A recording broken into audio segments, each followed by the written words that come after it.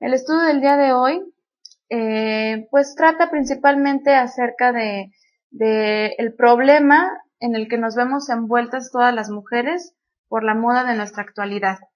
Vamos a ver algunos detalles interesantes al respecto, pero en realidad vamos a ver uno sobre todo, que es el que a mí me llamó mucho la atención cuando lo vi desde este punto de vista, y es que detrás de la vanidad, detrás de la moda, detrás de todo lo que la mujer codicia para su propia imagen, está un culto hacia deidades que nosotros nunca nos pudiéramos imaginar, y es muy peligroso este aspecto porque a veces uno cree que por acercarse a la escritura pues ya nos alejamos de, por ejemplo, de la idolatría, o ya nos alejamos de cuestiones paganas o cosas que nosotros consideramos incorrectas, pero cuando le rascamos un poquito a las cosas que nos rodean en nuestro diario vivir, en nuestra vida en general, pues nos vamos dando cuenta en que en realidad todavía hay que desechar algunos aspectos importantes, y que a veces solamente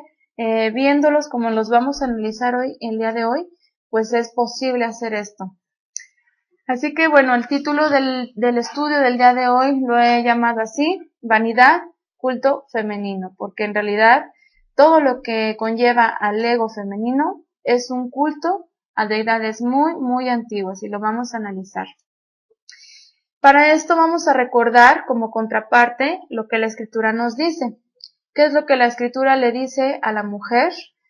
Vamos a ver Primera de Pedro, capítulo 3, versos del 1 al 4, que dice así: Asimismo, esposas, está hablando pues del matrimonio, de la familia, dice: sométanse a sus esposos, de modo que si alguno de ellos no creen en la palabra, puedan ser ganados más por el comportamiento de ustedes que por sus palabras, al observar su conducta íntegra y respetuosa.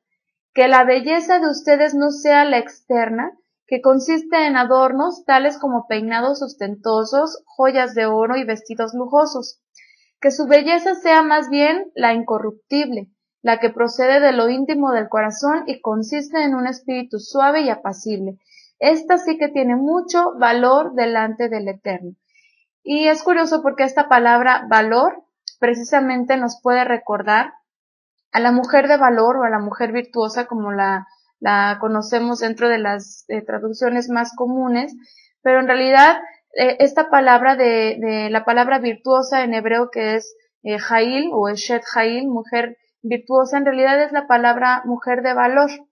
La mujer de valor que no gana este valor hacia su persona por las cosas externas, por la belleza, sino por las cosas internas. Ahora, cuando, por ejemplo, yo he tocado este tema con algunas conocidas anteriormente, generalmente me he llevado comentarios que me dicen: oye, pero pues es que tampoco podemos vivir siendo feas, no podemos vivir siendo desarregladas, nos gusta vestirnos bien, nos gusta embellecernos, y eso es muy cierto.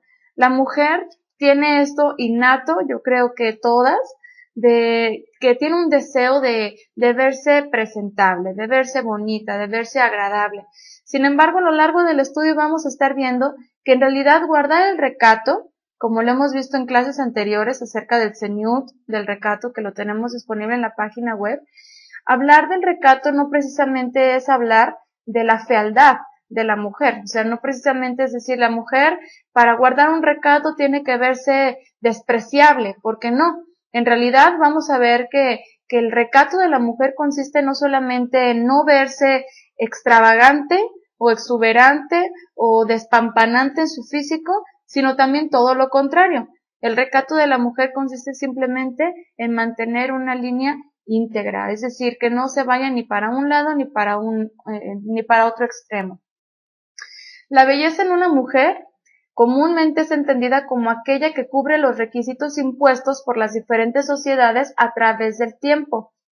Veamos un poco de historia y en ella la fuerte influencia que las diferentes culturas más predominantes en el mundo han ido dejando como legado a la humanidad hasta nuestros días. En el mundo secular, cuando la gente piensa en una mujer hermosa, en una mujer bella, generalmente se está imaginando a cierto prototipo de mujer, Y también en el caso de los varones, cuando una mujer piensa en un hombre guapo o en un hombre atractivo, también piensa en un mismo prototipo de hombre, sin tomar en cuenta que en realidad hay muchos tipos de bellezas y que una mujer, por el simple hecho de ser mujer, ya es bella, ya es hermosa la mujer, y bueno, también el hombre en su categoría, pero la mujer fue creada con un estilo único. O sea, la feminidad de la mujer en general es belleza. Y no podemos decir que la mujer que tenga los ojos de tal tamaño, la nariz de tal tamaño, los labios de tal tamaño y tal grosor, y la separación entre nariz y ojos de tal tamaño, o sea, no podemos irnos a decir cómo debe de ser una mujer bella, porque la verdad es que la mujer es bella por naturaleza. Y eso es lo que en el mundo secular no se toma en cuenta. Vamos a ver las diferentes bellezas que se han ido dando en las culturas anteriores, que hasta nuestros días sigue predominando. La belleza en Grecia, el culto a la belleza. La era de Grecia es considerada como el culto a la belleza.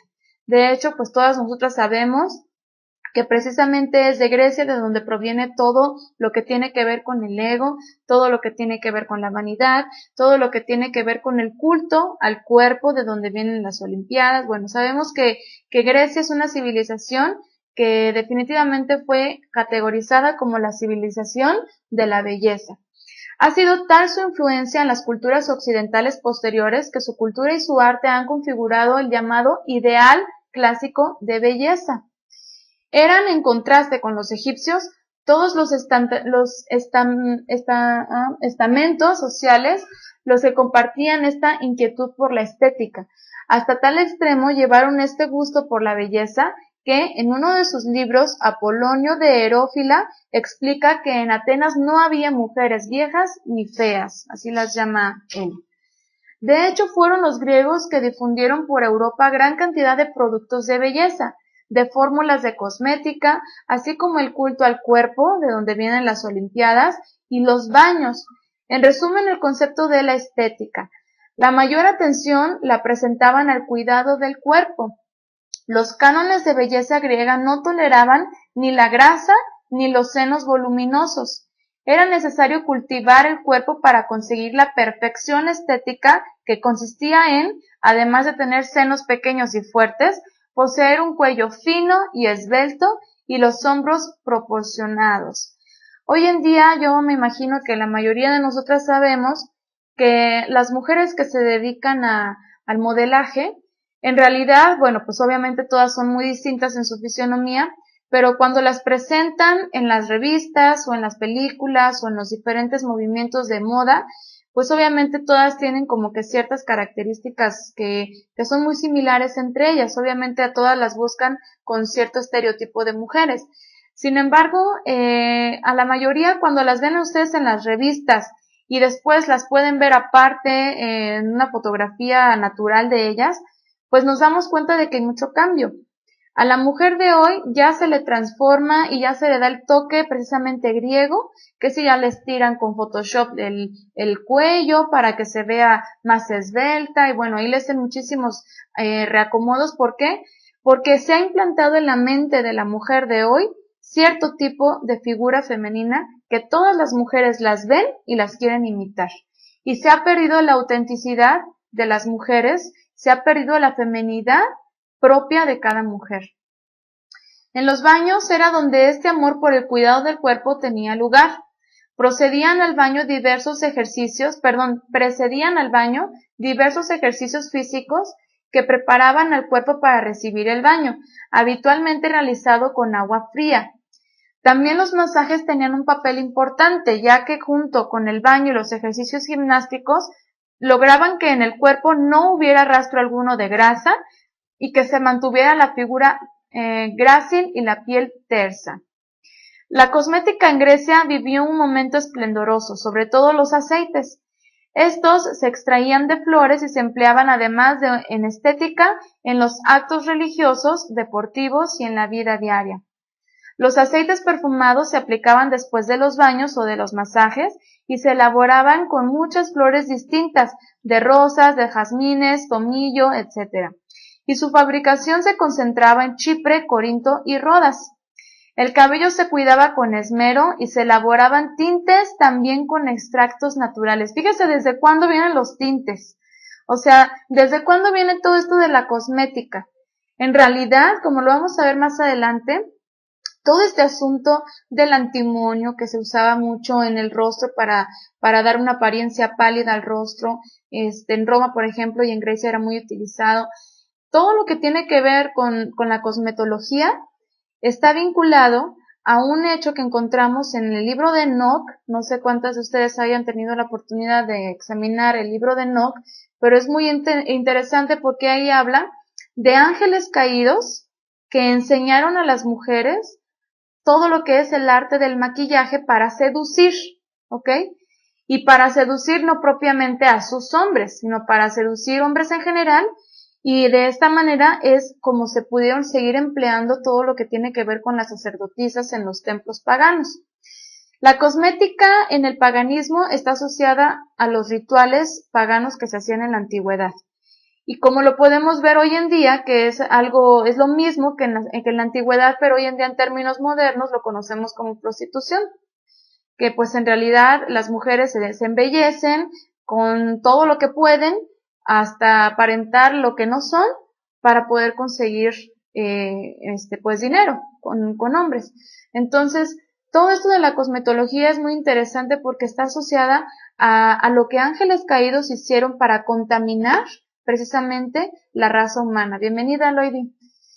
Entonces, y vamos a ver más adelante que también estuvieron involucrados en otros aspectos. Por ejemplo, también le enseñaron a los hombres a fabricar armas para la guerra, pero también en el libro de Enoc dice que a las mujeres se les enseñó por parte de ángeles que sí venían del Eterno, que sí guardaron su integridad, se les enseñó a hacer uso de la naturaleza para su beneficio.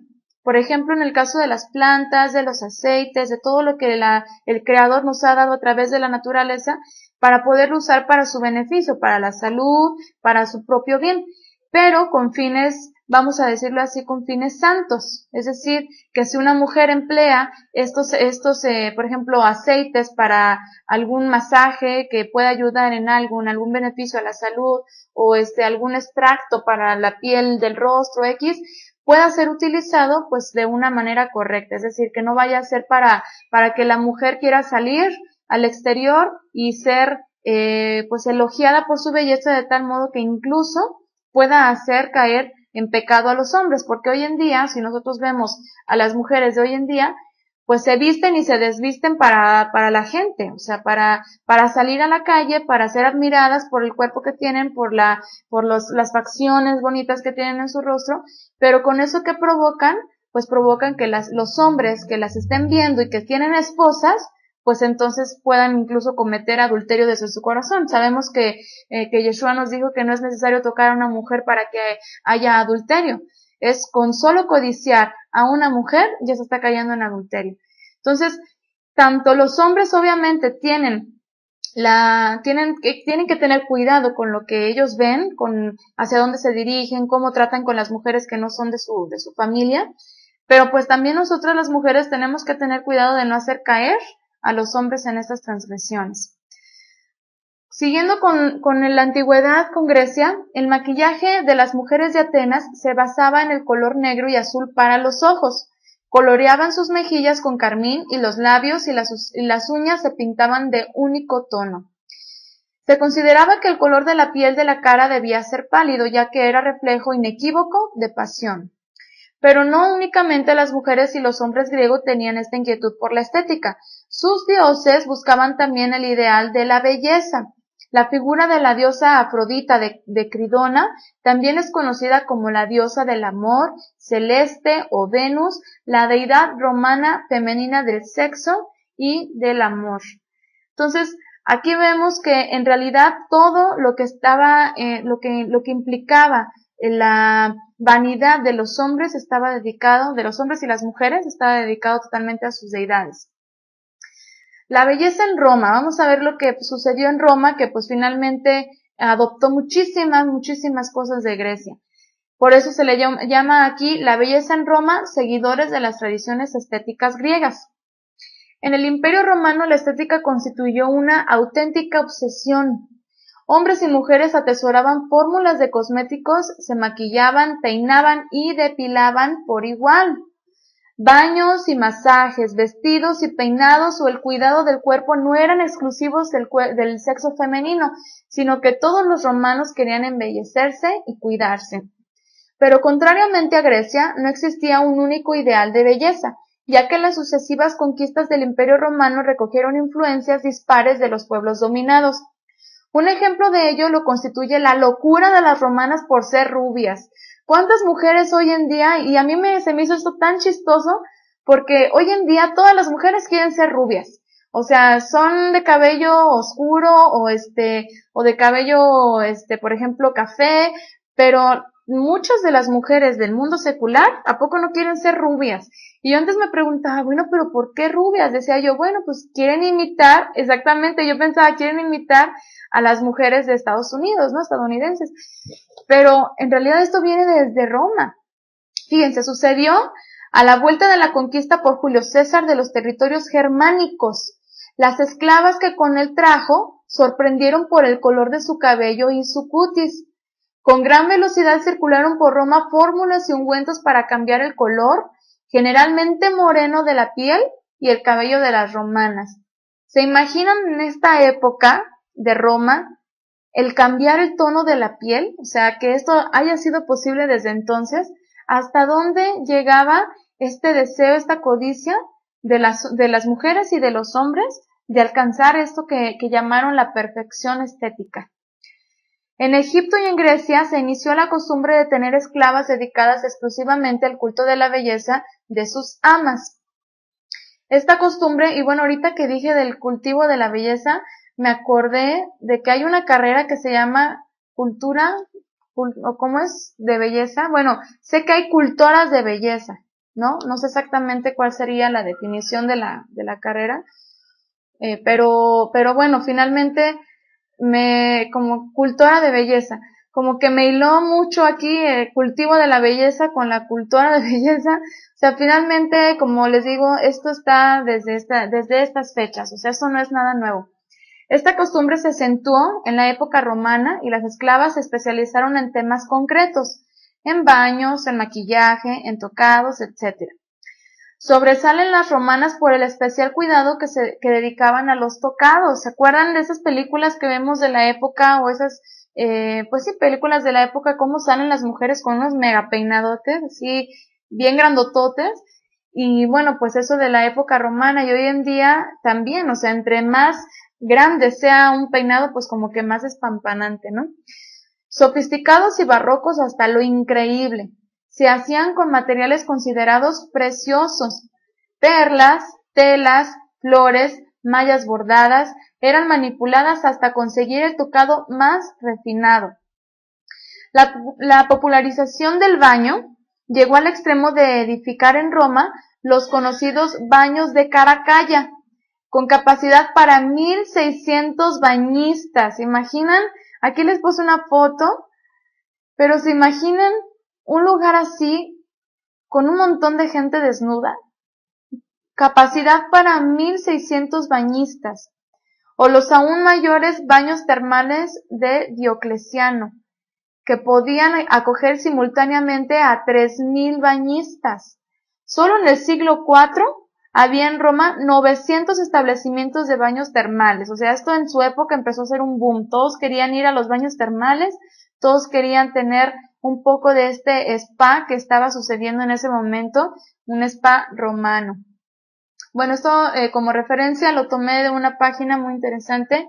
Bueno, al menos esto que encontré histórico, que fue lo que más explicado se me hizo, que es la página web Mujer, ¿ok? Vemos cómo las diferentes civilizaciones tuvieron inclinaciones hacia la belleza como culto a sus deidades. A la mujer siempre se le ha rendido culto, desde la caída de Java, siendo el pecado original la unión sexual con la serpiente, corrompiendo la genética humana creada por el poderoso. Y bueno, vuelvo a mencionar aquí un poco de lo que mencionamos en el estudio de Java. Quienes no lo han podido escuchar, están disponibles en la página, en la serie El lado femenino de la Biblia, en las mujeres prominentes.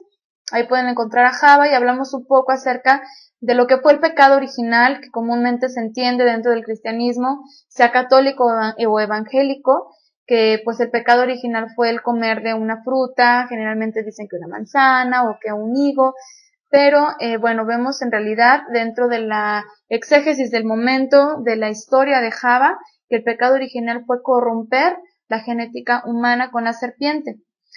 Y bueno, de ahí vienen las diferentes deidades femeninas del sexo y del amor. Lilith, de la antigua cultura mesopotámica, la que en la Kabbalah, o lo que es la mística judía, se le conoce como la primer mujer de Adán, la rebelde que se fue y engendró descendencia corrompida con la serpiente, pero que después volvió, siendo en realidad la misma Java, solo que en el judaísmo se le asoció a esta figura como la contraparte de la identidad de Java. Es decir, en el judaísmo dicen que Adán tuvo dos esposas. La primera Lilith, que fue la que apostató, la que lo dejó, se fue, engendró descendencia por otro lado, y pues la segunda que fue Java, que fue la que el Eterno formó de Adán. Pero bueno, dentro de lo que nosotros encontramos en la escritura vemos a una sola mujer formada de Adán, y bueno, lo que sí podemos entender es que efectivamente Java apostató en cierto momento con la caída, con el pecado que tuvo con la serpiente, pero que bueno, después pues se reincorpora a Adán después de un tiempo y continúan teniendo descendencia. También recordaremos a Isis, deidad egipcia, que también se le conocía como diosa maga, reina de los dioses. Gran diosa madre también se le conocía, fuerza fecundadora de la naturaleza y diosa de la maternidad y del nacimiento. Atenea, otra diosa, llamada diosa de la sabiduría y protectora de la ciudad del Olimpo. Freya, diosa nórdica de la belleza y el amor. Xochiquetzal, deidad mexicana, diosa de las flores, la belleza y el placer amoroso. Bueno, muchas deidades que podemos seguir viendo que están asociadas siempre con la belleza y con el sexo. Dice por acá, Aida, el nombre de Lilia es derivado de este nombre Lilith. Ah, mira, no lo sabíamos. Bueno, pues entonces también tenemos a otra deidad que fue Gea, que es la diosa de la tierra y de la fertilidad, la llamada tierra madre. Ustedes han escuchado hablar de la tierra madre, bueno, pues es Gea. Ishtar, también tenemos a Ishtar, asociada con el planeta Venus como la estrella de la mañana, conocida también como protectora de las prostitutas y de los amoríos extramaritales.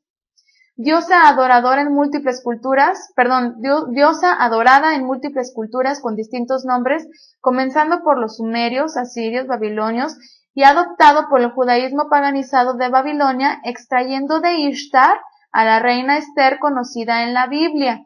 Para esto hay más profundidad, hay más estudios, también en la página los pueden encontrar.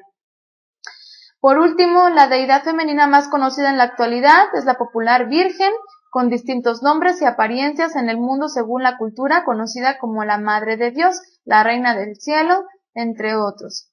Se fijan cómo todas las deidades, y bueno, aquí nomás les puse unas, pero hay muchísimas más de diferentes culturas, de diferentes épocas, pero todas están asociadas con la belleza y el sexo. Finalmente, todas recaen en una sola. Deidades femeninas hay muchísimas en las distintas culturas humanas a través del tiempo, pero aquí lo importante es concretarlas. Todas ellas vienen de una misma, su origen está precisamente en Java, la humanidad caída le dio lugar como una deidad, y es por eso que a través del tiempo solamente ha ido mutando de nombre, o de imágenes, pero siempre será la misma. La mujer en las culturas paganas ha sido símbolo sexual por su capacidad de traer vida al mundo.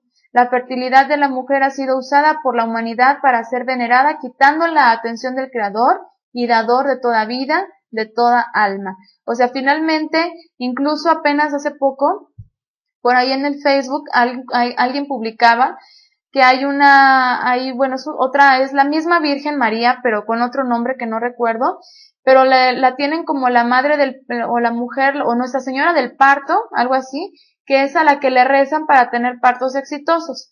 Entonces, finalmente todas estas mujeres recaen en la misma, aunque la usen para diferentes puntos, ¿no? De idolatría, pero finalmente es lo mismo.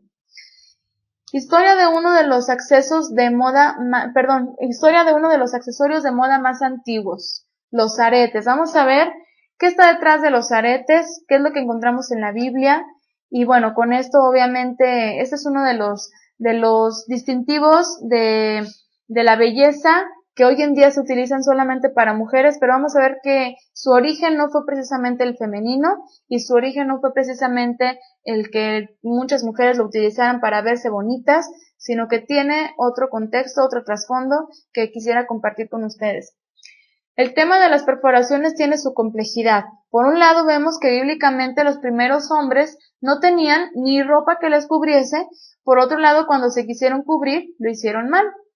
Se recuerdan que Adán y Java pecan y ¿qué hicieron para cubrirse? Tomaron hojas de una higuera y con eso se taparon, pero pues en realidad esta no era la forma. El Eterno les hizo ropas a través de un sacrificio que se tuvo que hacer de un animal.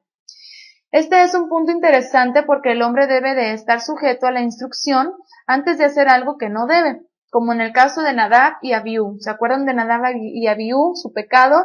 Que ellos profanaron el santuario, según se entiende por lo que está posterior a este hecho, cuando el Eterno dice que ningún hombre debe de entrar al santuario alcoholizado, se entiende que Nadab y Abiú habían entrado alcoholizados al templo por lo que hicieron. El Eterno pues los acabó en ese momento por el pecado que cometieron. Entonces ellos ofrecieron un fuego extraño delante del Eterno, tal cual puede suceder hoy en día si nosotros hacemos algo creyendo que es lo correcto, pero si no nos damos a la tarea de escudriñar las cosas que estamos ofreciendo, podríamos estar incurriendo precisamente en un fuego extraño. Los aretes o adornos de cualquier tipo tienen un origen incierto. Algunos creen que los sumerios y egipcios fueron los primeros en usarlos.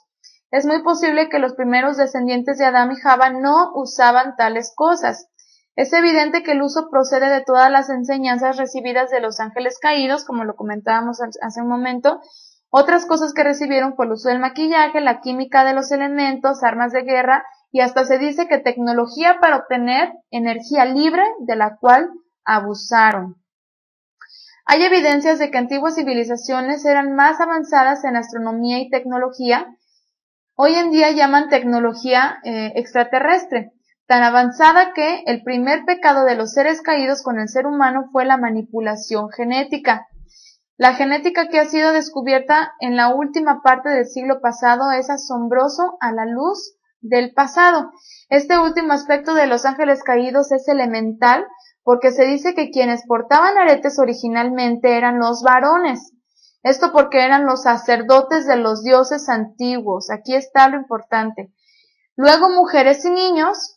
Los temas grabados eran pues los astros o sus dioses, piedras con poderes supersticiosos y de protección, señales, marcas, etc. En el antiguo Egipto vemos también sobre hombres el maquillaje, collares, cabezas rapadas y mechones. Acostumbraban también a toda clase de óleos finos y cremas. Todo esto se volvió en una generalidad en los pueblos antiguos y los motivos siempre eran los mismos, que reconocer a sus deidades y su protección en adornos bajo formas de amuletos. ¿Quién no ha querido usar algún dije que represente para sí algo significativo? Finalmente, esto está en toda la historia de la humanidad. Para hablar del tema de los aretes tenemos dos posturas. La primera basada en que está permitido la perforación para colocación de aretes, aunque esta permitida es solo para mujeres porque la cultura lo definió que es femenino. Aunque como dijimos al principio, fue al parecer masculino.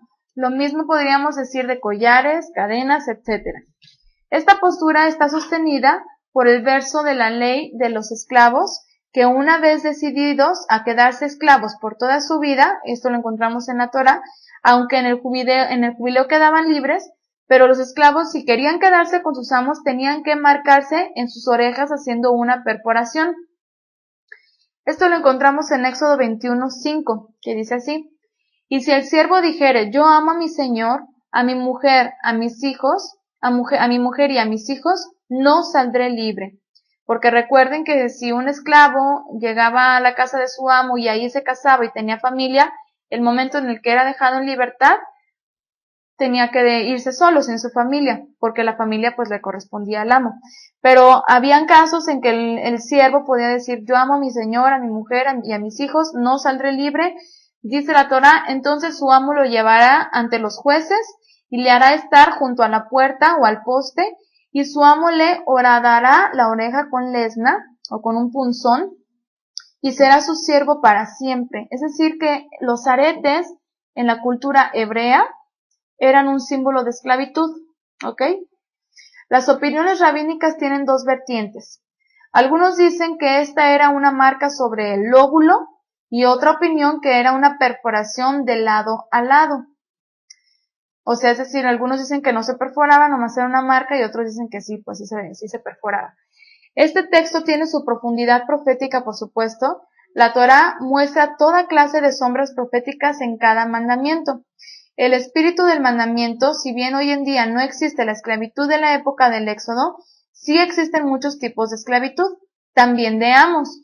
Si usamos este texto en el cuarto nivel de interpretación, que es el Sod, notaremos que habrá pensamiento de esclavitud y ser marcados para siempre por motivos materiales, de servidumbre o familiares, por ejemplo.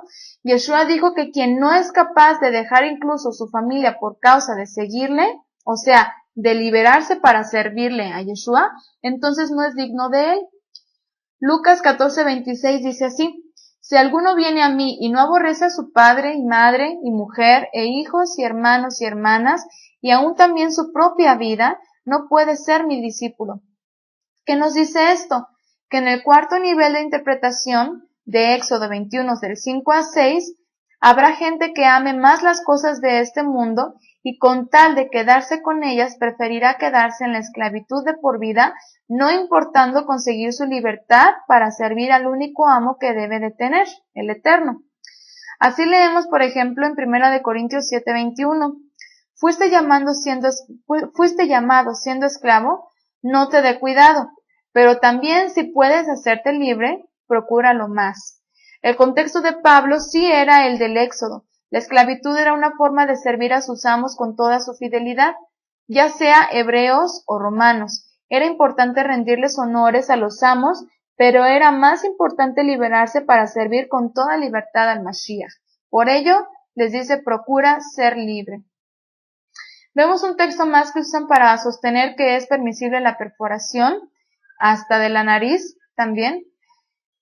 Génesis 24:47. Entonces le pregunté y dije, ¿de quién eres hija? Esto hablando de Eliezer cuando va en busca de una esposa para Isaac. Dice, pregunté de quién eres hija, y ella respondió, hija de Betuel, hijo de Nacor, que le dio a luz Milcá. Entonces le puse un pendiente en su nariz y brazaletes en sus brazos.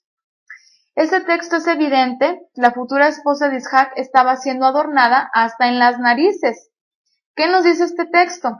Saben que hay varias cosas que preguntarnos cuando vamos al texto.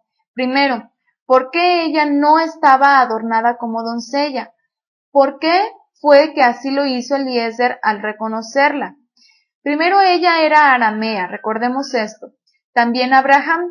Pero es interesante que ella, siendo aramea, no estando en la promesa y viviendo como gentil, entre comillas, o sea, es decir, no estaba viviendo dentro de la promesa, no estaba adornada. Bueno, Rebeca tiene todas las características de la mujer santa. Por ello dice el Eterno, dirigió a Eliezer hasta aquel lugar. Ahora, ¿por qué los regalos y los adornos que le dio Eliezer? Siendo que la misión se estaba cumpliendo, Rebeca estaba pasando en ese momento a la posición del contrato matrimonial, en donde se desposaba y pasaba a vestir el atuendo de las mujeres casaderas. Una cosa importante aquí es si Eliezer tuvo que perforar su cuerpo. ¿Qué opinan ustedes? ¿Eliezer habrá tenido que perforar su cuerpo? ¿O será que ya llevaba las perforaciones? Y bueno, aquí saben que hay un chat y pueden participar, pueden comentar lo que ustedes gusten. ¿Ustedes qué opinan? ¿Eliezer tuvo que perforar a Rebeca? ¿O será que Rebeca ya estaba perforada? La verdad es que el texto no dice ni una ni otra cosa. Lo más seguro es que no haya perforado su piel en ese momento y posiblemente todo aquello era sujetado sin la necesidad de perforar. Hoy día también existen adornos sujetables. Finalmente, el contexto nos habla de una previa boda en donde la novia estaba siendo engalanada y no necesariamente indica una permisiva para que las mujeres creyentes sustenten la perforación del cuerpo. Porque déjenme decirles que yo conocí a una mujer que tenía un aretito en la nariz, que hizo la conversión al judaísmo, no sé de qué línea de judaísmo, sinceramente, o no sé si hizo la conversión a un judaísmo y después vivió de otra forma, no lo sé, pero la vi con la perforación en la nariz y dije, wow, o sea, ¿por qué? ¿Por qué la permisiva? Bueno, pues ya más adelante me di cuenta de que efectivamente se toman de los textos que estamos viendo ahorita para decir la mujer tiene toda la permisiva de poderse perforar. El siguiente verso es una alegoría de Israel al momento de su purificación.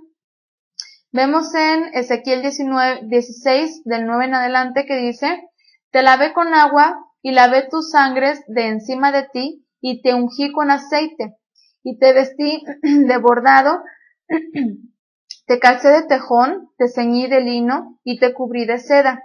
Te atavié con adornos y puse brazaletes en tus brazos y un collar a tu cuello. Puse joyas en tu nariz y zarcillos en tus orejas y una hermosa diadema en tu cabeza.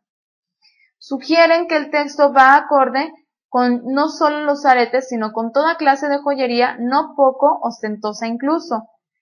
Sin embargo, el Eterno a través del profeta está dando una alegoría de la labor que él hizo cuando bendijo a Israel luego de su condición más impura. Esto es un drash o una figura. Así vemos también cómo se refiere de Israel y de Judá como dos rameras en Ezequiel 23, que también es una figura. Y otras muchas formas alegóricas que incluso podemos encontrar en muchísimos libros de la Biblia.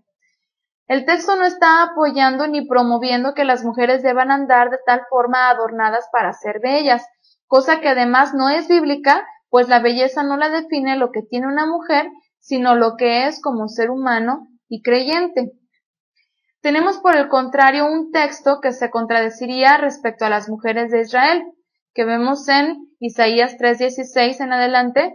Dice, asimismo dice el Eterno, por cuanto las hijas de Sión se ensoberbecen y andan con cuello erguido y con ojos desvergonzados, cuando van danzando y haciendo son con los pies, por lo tanto el Señor raerá la cabeza de las hijas de Sión y el Eterno descubrirá sus vergüenzas. Aquel día quitará el Señor el atavío del calzado, las redecillas, las lunetas, los collares, los pendientes y los brazaletes, las cofías, los atavíos de las piernas, los partidores del pelo, los pomitos de olor y los zarcillos, los anillos y los joyeles de las narices, las ropas de gala, los mantoncillos, los velos, las bolsas, los espejos, el lino fino, las gasas y los tocados. Imagínense todo lo que usaban las mujeres de Israel en esa época, de qué forma se habían ya contaminado, cómo ya se habían asimilado, a tal grado de utilizar todos estos atuendos femeninos que vemos, y por esa causa, por haber puesto tanto énfasis en su belleza exterior, cómo es que trajeron incluso destrucción a sus hogares. Esta lectura me recuerda mucho a las personas con cáncer, dice Aida. A ver si nos puedes explicar, Aida, por qué. Mientras sigo leyendo por acá. Y en el 24 dice, y en lugar de los perfumes aromáticos vendrá hediondez, y cuerda en lugar de cinturón, y cabeza rapada en lugar de la compostura del cabello o de peinados, en lugar de ropa de gala, ceñimiento de cilicio y quemadura en vez de hermosura. ¿A dónde las llevó la vanidad? ¿A dónde ellas llevaron a sus hombres en vez de atraerlos hacia la presencia divina? Las llevaron precisamente o los llevaron hacia la destrucción, y ellas mismas también. Por acá dice Aida que le recuerda esta lectura a las personas con cáncer en una forma espiritual por la soberbia al no cambiar nuestra manera de vivir. Así es, Aida, tienes razón. Este texto, dentro de su contexto, era un juicio justamente porque una pérdida de la santidad y espiritualidad, el ser humano se vuelca a su humanidad. O sea, en vez de estar viendo al Eterno, en vez de estar con su mente, con su corazón, con sus pensamientos enfocados en la santidad, No puede un ser humano estar a la mitad. No o podría, pero sería una abominación, como lo dice Yeshua en Apocalipsis. Un ser humano simplemente, si no tiene los ojos puestos arriba, los va a poner puestos abajo. Si un ser humano no está viendo las cosas santas, si no está enfocado en la purificación de su alma, de su vida, pues va a estarle dando gusto a su humanidad, a su carne. El materialismo y excentricismo materialista, o sea, un hombre que no esté enfocado en hacer tesoros celestiales, pues va a estar enfocado, o es porque está enfocado en los tesoros terrenales. Vemos cómo Judá pasaría de la elegancia y arrogancia a pestilencia y humillación por sus pecados. Curiosamente, la misma condición de las mujeres de Israel de la época de Isaías la vemos hoy en día a más de 2700 años de distancia. Yo me sorprendí cuando leí este texto, que lo estábamos examinando verso por verso, y dije, oye, todos los atavíos femeninos de hoy en día, desde esa época, hasta las bolsas, o sea, todo ya lo usaban desde ese tiempo. Imagínense de ellas, las mujeres de Israel, de dónde lo trajeron, de los pueblos vecinos, los pueblos paganos que les estaban rodeando, y estos a su vez de dónde lo trajeron, es decir, esto ya es algo muy antiguo, que todo el tiempo ha estado haciendo tropezar a la mujer creyente. Entonces, por eso el propósito de este estudio es identificar hasta qué punto nosotros estamos siendo asimiladas, nuestra mente asimilada a las tendencias de la moda de hoy en día, para que rápidamente despertemos y digamos, no puedo seguir más en esa condición. Este texto dentro de su contexto, bueno, eso ya lo leí, por acá. Esta actitud la vemos en palabras de Pedro, quien exhorta a las mujeres creyentes a que guarden el ceñut o el recato, para no caer en el mismo pecado como las mujeres de la opulencia antigua. ¿Qué dice Pedro? Primera de Pedro 3:1. Asimismo, vosotras mujeres, estad sujetas a vuestros maridos, para que también los que no creen en la palabra sean ganados sin palabra por la conducta de sus esposas, considerando vuestra conducta casta y respetuosa, vuestro atavío no sea el externo de peinados ostentosos, de adornos de oro o de vestidos lujosos, sino el interno, el del corazón, en el incorruptible ornato de un espíritu afable y apacible, que es grande estima delante del Eterno. ¿Ustedes qué creen que el Eterno quiera ver o esté más interesado en ver en una mujer? ¿Cómo se arregló el día de hoy? ¿Qué perfume se puso? ¿Qué rico huele? ¿O cómo se peinó su cabello, sus pestañas, el maquillaje que se puso, la forma en que camina, o su corazón íntegro y puro delante de él? Obviamente, el Eterno no va a esperar ver un físico perfecto, sino un corazón perfecto, un corazón que día con día se esté renovando. Dice por acá Ida, es impresionante, y si se dan cuenta también hubo una temporada que las modelos y las concursantes de belleza se vestían y peinaban como egipcias.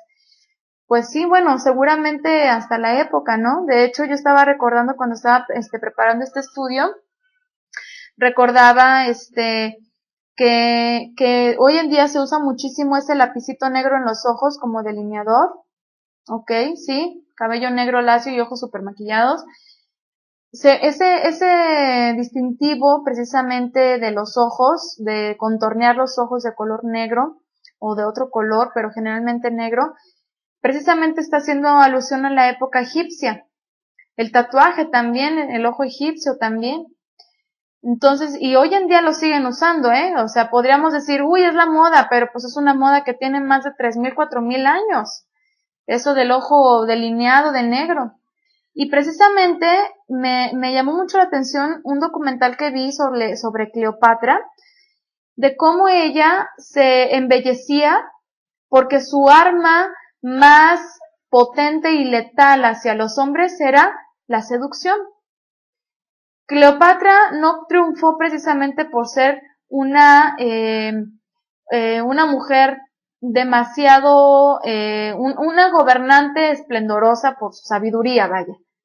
Ella triunfó porque supo hacer muy buena mancuerna, y hubo una época en la época de los Césares, si no mal recuerdo, en la época de César Augusto, ella pues se dio cuenta de que su reino podría caer, Entonces ella busca una alianza con este hombre y lo que hace ella fue una serie de artimañas para llegar hasta este hombre, hasta Roma, pero lo que ella hizo fue arreglarse, embellecerse y usó unos elementos muy interesantes en sus ojos, que fue, no recuerdo el nombre de algo que se ponían por ahí, si alguien sabe el dato, algo que se ponían en los ojos para dilatar la pupila y además se lo delineaba precisamente con el color negro y usaban alguna especie de gloss o de brillo labial que lo que hacía era que sus labios se vieran súper humectados y con los labios humectados aparentemente y sus ojos dilatados, ella estaba denotando una expresión de erotismo, de excitación. Y con esto ella lo que hacía era llamar la atención de los hombres que quería conquistar, acostarse con ellos e incluso pues tener hijos para que pudieran afianzar el reino egipcio. Entonces imagínense el trasfondo o los propósitos por los cuales fueron creados estos elementos en el pasado, que hoy en día la mujer los siga usando para salir a la calle y para que cuanto hombre la vea, se deslumbre con ella y al rato hasta se enojen las mujeres que porque les dicen de cosas, que porque les faltan respeto, que porque ya va pasando por donde están un montón de albañiles y ya les están chiflando y gritando un montón de cosas bien, pues hasta groseras, y las mujeres hasta se enojan, pero pues ellas son las que los están provocando. Entonces, vemos cómo dentro de la ignorancia de la mujer de hoy, estamos haciendo cosas que ni siquiera sabemos para qué fueron hechas en el principio, las estamos imitando y sobre nosotras mismas nos estamos echando la soga al cuello. Entonces, bueno, por cierto, hablar de sujeción y recato desde el punto de vista hebreo no es cosa pequeña. La mujer bajo Torá, ya sea con o sin marido, joven o anciana, debe expresar santidad en su vida, al igual claro que el hombre y todo verdadero creyente. ¿Ok? O sea, esto no solamente es hacia las mujeres, sino pues a todo creyente en general. Ahora bien, tenemos textos que muestran que los aretes o incluso vestimenta puede ser un producto de la asimilación de las naciones. Si bien la mayoría hoy en día procedemos de naciones gentiles, habríamos que preguntarnos cosas como ¿nos quedaremos como gentiles? La Torah dice que no. ¿Vestiremos, hablaremos, pensaremos, veremos, comeremos, viviremos como gentiles? La Torah dice que no. Hace un par de años, alguien comentaba que la ropa folclórica de ciertas etnias no tendría que ser un mal testimonio para un creyente. Finalmente Juan dice que vio entre los redimidos a gente de todas las razas, colores, edades, etc. Aunque no aseguró que cada uno llevaba su atuendo étnico, por supuesto. Sin embargo, es evidente que a los redimidos seremos presentados, que el Eterno lo permita así, con ropas nuevas, blancas que representan la pureza. La raza dirán que no se nos puede quitar, así tampoco nuestros atuendos gentiles. Pero en las Escrituras dice que las razas se acaban incluso en la fe del Mashiach, porque el Eterno a través del Mashiach no ve las razas ni los géneros, Él ve almas y todo como un pueblo y todas como un pueblo o una unidad. Esto lo vemos en Gálatas 3:27, porque todos los que habéis sido bautizados en Mashiach, de Mashiach estáis revestidos. Ya no hay judío ni griego, no hay esclavo ni libre, no hay varón ni mujer, porque todos vosotros sois uno en Mashiach Yeshua. Veamos textos que nos indican a la no asimilación, textos que aseguran que los adornos son parte de la asimilación y que debemos evitar. Génesis 35:2. Entonces Jacob dijo a su familia y a todos los que con él estaban: Quitad los dioses ajenos que hay entre vosotros y limpiaos y mudad vuestros vestidos. Y levantémonos y subamos a Betel, y haré allí altar al Elohim que me respondió en el día de mi angustia, y ha estado conmigo en el camino que he andado. Así dieron a Jacob todos los dioses ajenos que habían en poder de ellos, y los zarcillos que estaban en sus orejas, y Jacob los escondió debajo de una encina que estaba junto a Siquem. Dice por aquí Aida, debemos de renunciar a nuestros orígenes mundanos, puesto que somos nuevas criaturas. Así es. Si somos nuevas criaturas, las cosas viejas pasaron, ahora las cosas son hechas nuevas en nuestras vidas y como tal deberíamos de comportarnos. No es posible que digamos yo ya soy redimida, yo ya vivo bajo la cobertura del Mashiach, yo ya sigo la instrucción de la Torá, pero al mismo tiempo yo me siga comprando el mismo estilo de ropa que usaba en el pasado. Eso es una contradicción.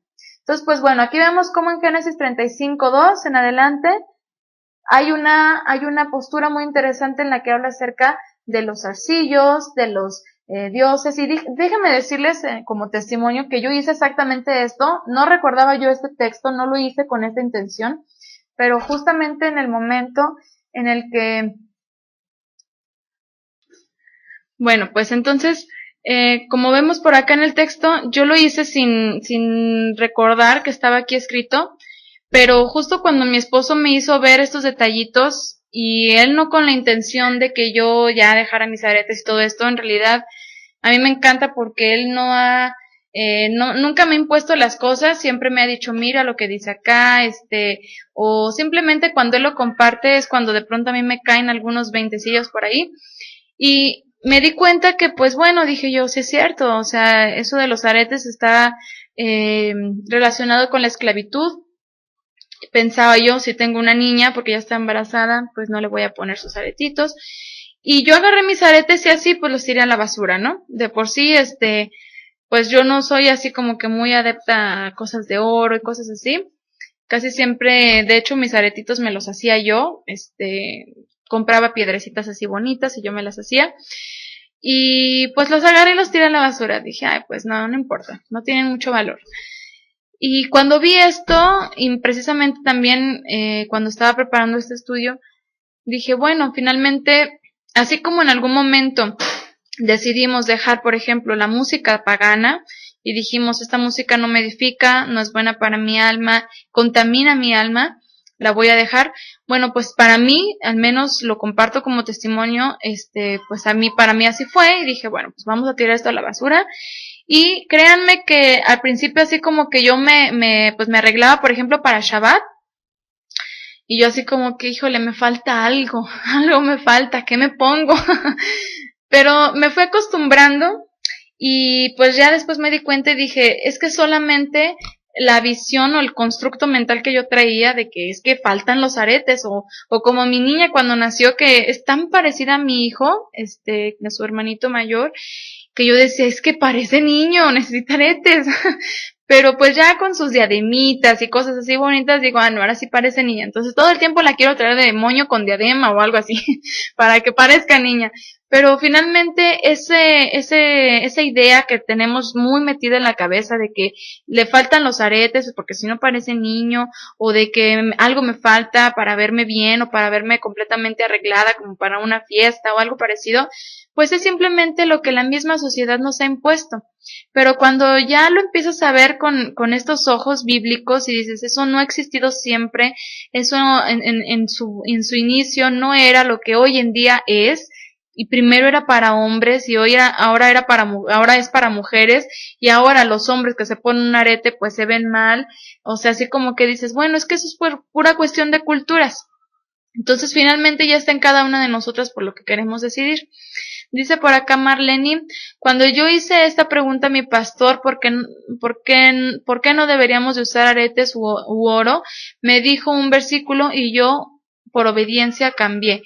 Pero me encanta conocer toda esta historia porque hace mi obediencia con racionalidad, con toda seguridad. Así es muy bueno conocer el trasfondo de todas las cosas y pues sí, muchas veces hacemos las cosas porque tenemos un corazón de obediencia y decimos, lo voy a hacer, si aquí dice así, aunque no lo entienda, como lo dijo el pueblo de Israel, Naaseh benishma, o sea, yo lo voy a hacer y aunque hasta después lo entienda, pero si tú lo dices, si tú lo ordenas, si tú me dices que no coma ciertos alimentos, si tú me dices que guarde tu día de reposo, si tú me dices que yo me vista o me comporte de cierta forma, pues yo lo voy a hacer, aunque ahorita pues no lo pueda entender.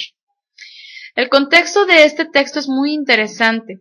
Jacob había librado la amenaza de su hermano, había recibido un nombre nuevo y había sido bendecido por el Eterno. Sin embargo, en su camino hacia Hebrón algo ocurrió y se estableció en Shechem o en Siquem. El texto nos dice que no estuvo pocos días, sino posiblemente meses o hasta un año. El asunto es que el establecimiento le trajo consigo la asimilación, el pecado de idolatría y hasta una amenaza de guerra. El Eterno usó esto para fines que no profundizaremos ahora, pero sí vemos un reclamo fuerte de Jacob a su gente. Primero, quitar los dioses. Hoy en día no son necesariamente figuras físicas, no para quien conoce Torah, pero sí pueden ser dioses subjetivos. Esto es importante porque lo que abunda en el corazón es lo que finalmente manifiesta el exterior de nuestra vida. Podríamos decir que quien viste de negro cadenas y botas altas, tipo militares, es porque denota su ídolo rockero, ¿cierto? Es muy posible. Su identidad está apegada a su ídolo del rock. Jacob también les dice que se limpien, y la palabra hebrea que usa aquí es tajer. Esta viene de tahor.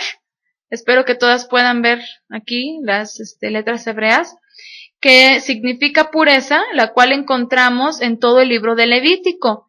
También vemos que Jacob les manda a que se cambien de ropas. Al parecer, estaban asimilándose al punto de adquirir sus vestimentas. Pobre generación la nuestra latinoamericana, que está obsesionada por vivir, verse y comportarse como los vecinos del norte, igual el creyente, cuando no tienen identidad, pues la influencia más fuerte que les rodea es la que vivirá. O sea, hoy en día ya estamos completamente envueltos en una ideología que queremos vivir de cierta forma, queremos vestir de cierta forma. Por ejemplo, pues ya hoy en día ya no se hace la gente yéndose a buscar ropa a ciertos lugares que pues puede ser más económica, a los pueblos, por ejemplo, en donde la fabrican mucha mezclilla, muchos otro tipo de ropas, de telas, y quieren irse directamente a las plazas a comprarse ropa cara porque creen que pues es ropa buena y que además pues es la ropa que se está usando. O sea, hoy en día ya tenemos en la mente una manera de vivir que no precisamente es la que nosotros encontramos dentro de la escritura. Bueno, por acá entra Yesenia, bienvenida, qué bueno que nos acompañas. Vamos a seguir por acá. Luego Jacob les dice una palabra clave. Dice, subamos. Esta palabra es muy interesante. Los lugares santos en Israel tienen geográficamente una elevación importante, pero además subir habla justamente de salir del pozo de las tinieblas y elevarse a las alturas de la santidad y el conocimiento de la luz. Subamos expresa salir de esa condición a la que cayeron por causa de establecerse en un lugar que no debían, sino que debía seguir hasta la meta. Finalmente dice el texto que entregaron hasta los aretes porque todo eso era de aquella cultura de origen pagano.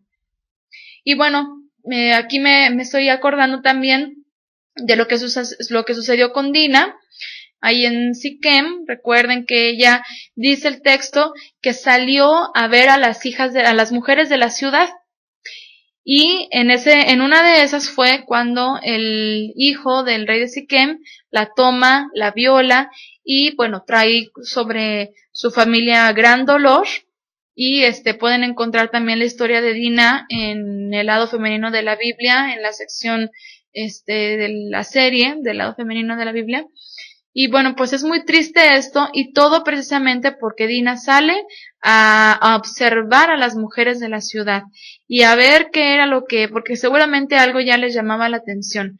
Y aparentemente el texto dice que no lo hizo solamente una vez, sino que ya lo había estado haciendo.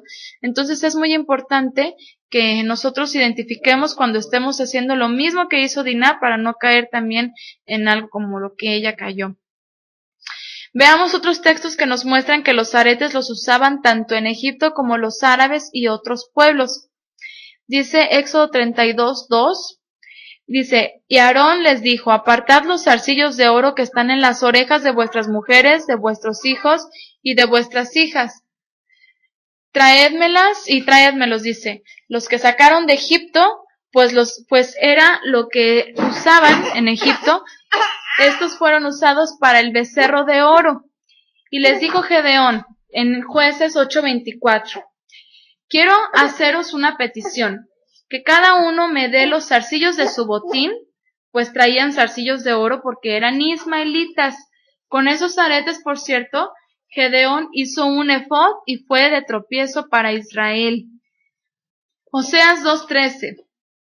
Y la castigaré por los días en que incensaba a los Baales, o que les prendía incienso, y se adornaba de sus arcillos y de sus joyeles, y se iba tras sus amantes y se olvidaba de mí, dice el Eterno. Esta es una figura de la asimilación y el descalabro idólatra de siempre en Israel. Ok, pues estas son las dos vertientes. Hay una regla interpretativa donde es necesario buscar un tercer texto, cuando aparentemente dos se contradicen para llegar a una conclusión. Sin embargo, esta aplica cuando están dentro de la literalidad exegética, pero si hablamos de textos con alegorías y misterios proféticos, ¿qué haremos? Lo único que a mi punto de vista es válido con los principios elementales de la Torá, y estos están en la santidad, porque dice sed santos porque yo soy santo, dice el Eterno. Eso va mucho más allá de usar textos a nuestra conveniencia para la santidad y para espiritualidad, y para esto no hay ley, porque va más allá de la ley. Al que ha nacido de nuevo y es guiado por el Ruaj, no se le necesita recordar cada día que no debe asesinar, porque en su vida, su mente y su corazón está escrito, no asesinarás. Entonces, si vivimos por el Espíritu, es preciso que vivamos así y no en las cosas superficiales. La vida del creyente en la Torá y Yeshua rebasa todas las fronteras del razonamiento humano, y por ello se dijo en 1 Corintios 2:16 que tenemos la mente del Mashiach, así que pensemos y discernamos como el Mashiach mismo. Bueno, por acá pregunta Yesenia, que casi está entrando, entonces no se pueden usar los aretes o aritos, no sé si les llamen así por allá. Bueno, te perdiste, Yesenia, gran parte de lo que dijimos por acá. Lo bueno fue que pues, todo esto lo estamos grabando, lo puedes escuchar y examinar con detenimiento desde el principio todos los textos que hemos estado mostrando. Según lo que nosotros hemos estado hablando, los aretes precisamente son una forma de asimilación del pueblo de Israel. Tienen un trasfondo que pues no es precisamente el adornar a la mujer, sino todo lo contrario. Está hablando de otros asuntos que se daban en la antigüedad, desde los egipcios, que primeramente los usaban varones, después ya los empezaron a usar las mujeres, pero todo eso con fines idolátricos. Entonces, pues bueno, por ahí te recomiendo que ya que subamos la grabación a la página, si nos haces favor, lo puedas escuchar, analizar finalmente todo lo que estamos aportando por acá, todo lo que yo les estoy diciendo con respecto a estos textos es lo que a mi punto de vista estoy yo analizando junto con mi esposo, obviamente, que fue el que pues me ha estado apoyando con estos temas también. Pero finalmente pues es lo que vemos no solamente en la escritura, sino también en la historia. Por eso al principio de la clase pues yo les presenté los antecedentes históricos acerca de la belleza en la cultura griega, en la cultura romana. Y pues es importante analizar qué cosas estamos haciendo hoy en día que se vienen arrastrando desde tantos siglos atrás, tantos milenios atrás, y qué origen o qué propósito tenían en ese momento. Si tenían el propósito de llevar a las mujeres a un culto a las deidades antiguas, ¿por qué yo misma lo tengo que seguir haciendo si yo ya salí de ese sistema idólatra, de ese sistema pagano? Entonces, pues es básicamente la conclusión a la que estamos llegando nosotros por acá, que pues definitivamente cosas como los aretes u otros atuendos de la moda para que la mujer se embellezca, pues a veces incluso están de más, y podríamos nosotros buscar otra forma de llevar a cabo nuestra feminidad, que no solamente va a estar basada o concretada en que si tenemos aretes o no tenemos aretes, en que si me peiné de cierta forma o no me peiné de cierta forma, sino que finalmente podamos expresar la identidad pura que tenemos nosotros en nuestro interior sin tratar de aparentar cosas externas, ¿no? Muy bien, entonces una vez que conocemos que la belleza es un culto a la mujer, porque pues esto hablamos al principio, podemos entender que nosotras, las mujeres que tememos al Todopoderoso, no podemos ser parte de eso. Por acá dice Yesenia, sabe que el Ruach ya me había puesto esta inquietud. Wow. Pues fíjate, o sea, es que esto es algo que yo, por ejemplo, también comparto que cuando estaba empezando a estudiar las raíces hebreas, pues yo como que de pronto decía eso de las perforaciones, porque hay una parte si no me recuerdas, en Levítico, en donde habla acerca de que no os perforaréis por causa de un muerto. Entonces yo decía, bueno, es por causa de un muerto, no estoy perforándome o no me perforaron mis orejitas porque, pues, por causa de un muerto. Eso está dentro del contexto hebreo. Entonces, pues bueno, ya tengo mis hoyitos y sí, pues sí me los puedo seguir poniendo mis aretes, ¿no? Pero hasta apenas ahora estos tiempos que caímos, mi esposo y yo, en este tema, en el trasfondo, en cómo viene eso desde antaño, en que no era ni para mujeres, era para hombres, etcétera, fue que yo pues empecé a hacerme de mis propias convicciones y es por eso que ahora se las comparto. Entonces, pues quienes de alguna manera se identifican con lo que estamos por acá explicando a través también de la escritura, porque vimos textos en que dice, entreguen sus arcillos, entreguen sus joyas, vamos a fundirlos o vamos a enterrarlos, no deben de ser parte porque aparentemente denotaban asimilación. Entonces, pues ya es algo muy personal. Yo no quisiera tampoco que esto se viera como que estamos imponiendo esto. Simplemente yo lo comparto, yo como mujer, como creyente, yo lo hago. Yo, decidí que esto definitivamente a la luz de todos estos textos es un símbolo de asimilación, es un símbolo de esclavitud y es un símbolo de culturas o de más bien de culto a deidades como en la antigüedad. Pues yo no lo hago. Y cada quien es totalmente libre de decidir si lo sigue practicando, si no lo sigue practicando, cómo, cuándo, hasta dónde. Es decir, simplemente aquí estamos tratando de aportar sobre ese tema. Dice Marlene, solo para agregar un detalle, para las que se realizan perforaciones, la falta de higiene, se han encontrado muchos casos de tétano por lo mismo, exactamente, porque en los lugares utilizan las mismas herramientas y sin esterilizarlas. Gracias al Eterno por librarnos de todo eso. Así es, Marlene. Y bueno, de todos modos, aunque aunque eso no sea, por ejemplo, yo lo puedo compartir como a manera de testimonio, antes de yo conocer del cristianismo, pues todavía estaba joven, bueno, más chica, pues yo opté, sí, a mí sí me gustaban eso de las perforaciones, yo me hice 2 perforaciones, aparte de mis aretes, y bueno, pues yo sí fui así como que no, pero yo voy a ir a un lugar en donde sí esterilicen, yo me fijé perfectamente que la jeringa era nueva. Bueno, eso es un catéter que utilizan para hacer la perforación, al menos en algunas partes, no sé, por ejemplo, la lengua, en el ombligo, pues es el catéter. Y yo dije, no, tiene que estar nuevo. Bueno, estaba nuevo completamente, lo abrieron enfrente de mí, o sea, yo sí fue así como que muy, con sus guantes, con todo muy, muy bien, ¿no? Obviamente hay de lugares a lugares, pero de todos modos, o sea, el momento en el que yo, por ejemplo, en ese caso, no duré mucho tiempo con las perforaciones, empiezo a ir a una iglesia cristiana y empiezo a decir, yo no sabía nada de la Biblia, ni de los textos, ni nada, yo pienso dentro pues de lo que yo viví en ese momento, que fue algo del Eterno, que Él puso en mi corazón, en mi mente, porque yo empecé a ir a la iglesia cristiana, y pues yo con mi aretote en la lengua, así como que, bueno, no estaba grande, pero sí, así como que me empecé a sentir rara porque dije, como que no encajo aquí, o sea, como que esto no está bien, ¿no? Y pues yo ni siquiera quería hablar por allá con las hermanas porque así como que me sentí incómoda. Entonces yo dije, no, esto no está bien, no lo debo de usar, ya no soy como antes, y me los quité. Entonces, y ya después, cuando empiezo a leer la Biblia y me doy cuenta que dice sobre los tatuajes, me doy cuenta que dice no perforarse o no hacer tonsura, todo eso, y digo, bueno, pues esto es correcto, no debo yo de vivir así. Entonces, a partir de ese momento los deseché.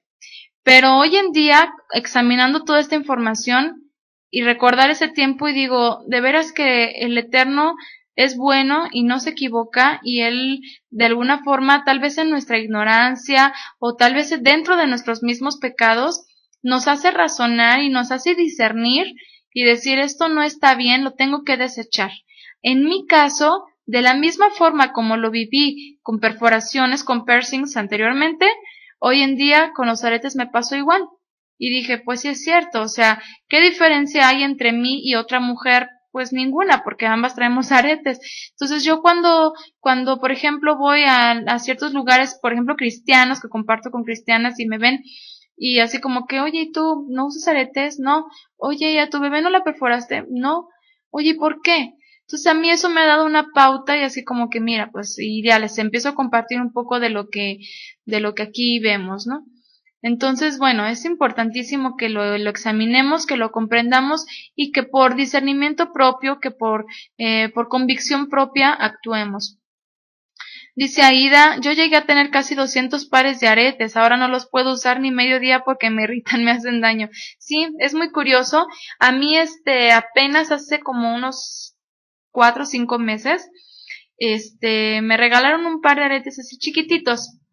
Y yo pues así como que porque no fue así, la persona que me los dio pues no sabía, ¿no? Que yo ya no quería usar ni nada de eso, simplemente de haber pensado que pues no me puse porque no quise y ya. Pero me regaló un par y yo dije, bueno, como no era momento de platicar del tema, pues no se los acepté. Y un día, me los quise poner, ya tiene rato, y me empezaron a dar una comezón impresionante que dije, ay no, o sea, no los aguanté ni media hora, me los quité. O sea, y así como que dije, no, no, no, no, no, o sea, ¿qué estoy haciendo? Si ya dije que no. Entonces, bueno, mantenerme en mi sí, que sea sí, o mi no, que sea no. Ok, a ver, ya por acá se me pasó un comentario. Dice Marlene, yo creo que a muchos nos toca de alguna forma este tema, la vestimenta, los perfumes, las pinturas en la cara, así es. Y bueno, por acá dice, el maquillaje tampoco. Ahorita vamos a hablar, bueno, del maquillaje también ya hablamos un poquito. Ahorita voy a tocar un poquito más ese tema. Dice Saraí, a mí me hicieron las perforaciones a los 10 años porque en la iglesia ya enseñaban de esos temas. Ok, pero siempre he usado aretes muy chiquititos, ahora creo los dejaré. Sí, bueno, pues ya es decisión de cada una de ustedes. Bueno, en el caso del maquillaje, como vimos, esto del arte del maquillaje, todo lo que tiene que ver con la cultura de la belleza y todas esas cosas, pues es totalmente griega. Tiene sus propósitos. ¿Cuál era el propósito? Pues era que la mujer se viera atractiva, ¿ok? El maquillaje es para que la mujer se vea atractiva, para, obviamente, como la palabra misma lo dice, atraer a los varones, ¿ok? Hoy en día ya vemos muy normal maquillarnos, hoy en día pues te pones tantito maquillaje y dices, bueno, pues para estar presentable. No es malo, es mi punto de vista en base a la información que les estoy compartiendo, en base a que tampoco la Torah dice algo específicamente sobre el maquillaje, pero mi punto de vista es que si la Torah no habla, o más bien si la Torah habla acerca de la no asimilación como lo hemos estado viendo, pues no vamos a hacer lo que hacen las demás personas o las demás mujeres. En el caso del maquillaje igual. Yo, en lo personal, yo lo que hago es, si me pongo algo es en mis cejas porque tengo una cicatriz bien grandota y solamente me relleno en donde no me sale vellito en la ceja con un lápiz que es del color de mi cabello, ¿no? De mis vellitos y bueno, solamente me relleno. Sí de pronto me pongo rímel, un poco y labial en los ojos nada más, perdón, labial o labial solamente es con el lápiz de color natural. Lo que yo he hecho en mi persona es simplemente como un retoque a mi rostro, pero no tratar de aparentar una imagen o de ponerme una máscara que no sea yo. Es decir, yo no uso colores, o sea, por ejemplo, sombras, delineador en los ojos, gloss así de ciertos colores muy llamativos, chapas, todo eso yo no lo uso, hoy en día ya no lo uso.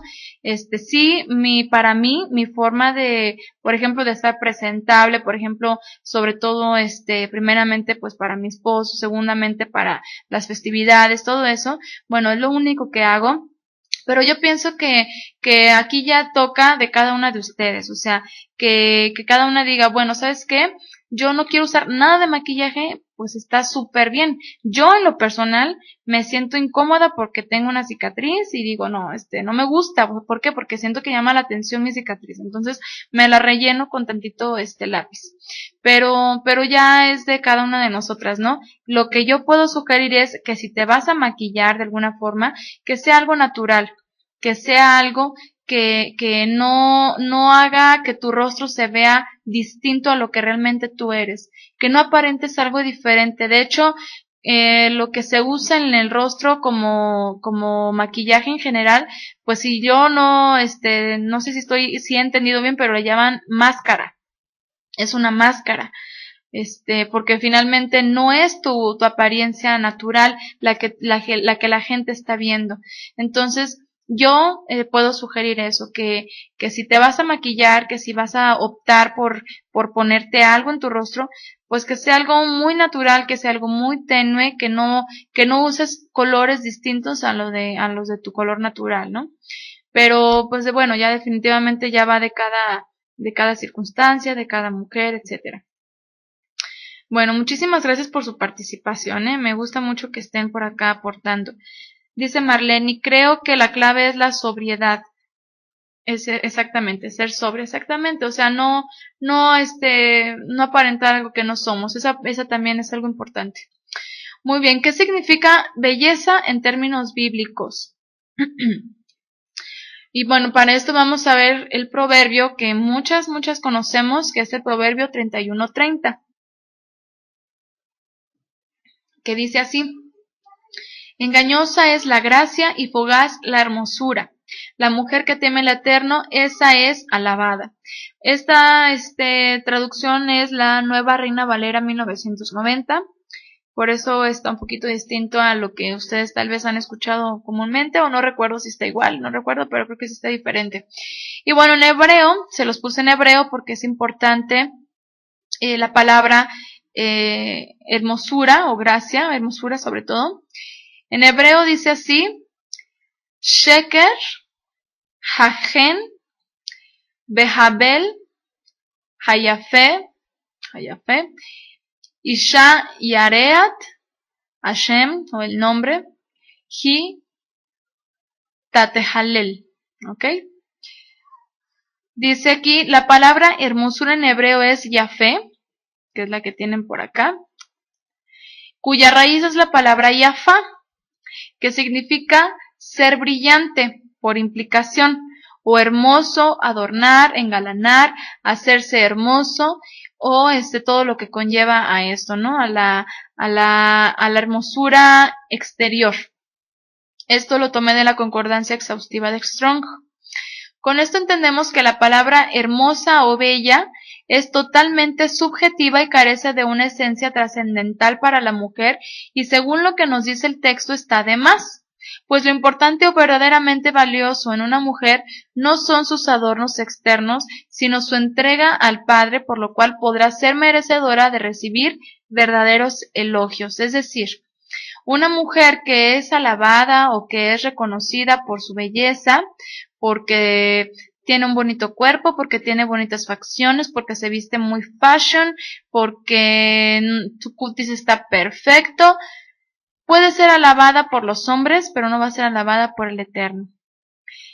Por lo contrario, tampoco nosotros, como les dije al principio, el Señor no está buscando que nos veamos feas, sino que siempre nos veamos presentables, pero por lo contrario, mientras nosotras no nos enfoquemos con demasiada importancia en que nuestra belleza llame la atención, y nos enfoquemos en que nuestra alma, en que nuestra santidad llame la atención del Eterno, verdaderamente vamos a poder ser merecedoras de recibir su reconocimiento. ¿Ok? Y no solamente el del Eterno, sino también el de nuestros hijos, el de nuestros esposos, que pues finalmente yo creo que no hay algo más hermoso que recibir el reconocimiento, ya sea por la belleza o ya sea por algún acto, algo que hayamos hecho. Recibirlo de un hijo o recibirlo de un esposo es algo muchísimo más valioso que de un extraño, ¿a poco no? O sea, para mí no significaría mucho que alguien me dijera, ah, Violeta, qué bien hiciste esto. así como que, bueno, pues muchas gracias, ¿no? Pero que mi esposo me diga, oye, eso te salió muy bien, o oye, mira, qué bien te queda esto, así como que, uy, se siente más bonito. O sea, como que es muchísimo más especial.